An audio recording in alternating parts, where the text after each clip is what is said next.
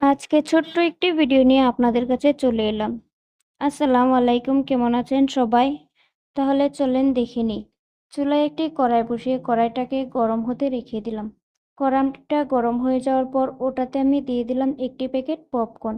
পপকর্নটাকে দিয়ে আমি একটু নেড়েচেড়ে নেব। নেড়েচেড়ে নেওয়ার পর দেখবেন কি সুন্দরভাবে একটি একটি করে সবগুলা পপকর্ন ফুটে আসে। এখন দেখেন আমার ফুটে আসা শুরু হয়ে গিয়েছে। যখন এটা ফুটে আসবে এটাকে কিছু পাত্রম দিয়ে ঢেকে দেবেন, না হলে সবগুলা কিন্তু ছিটে চলে যায়। তাই আমি এটাকে একটু ঢেকে রেখে দেব। কিছুক্ষণ এভাবে ঢেকে রেখে দেওয়ার পর দেখবেন কি সুন্দরভাবে সবগুলা ফুটে আসে। আমরা বাজারে যা পাই প্যাকেটে, ওটা থেকে ঘরে বানিয়ে খেতে কিন্তু অনেক সুস্বাদু হয়। নিজের হাতে নিজের মতো করে বানিয়ে খাইয়ে দেখবেন কি সুস্বাদু হয়। এখন দেখেন কি সুন্দরভাবে হয়ে গিয়েছে। আমি এটাতে এখন দিয়ে দিলাম পপকর্ন মশলাটা। সবাই বলবেন কেমন হয়েছে ভিডিওটা।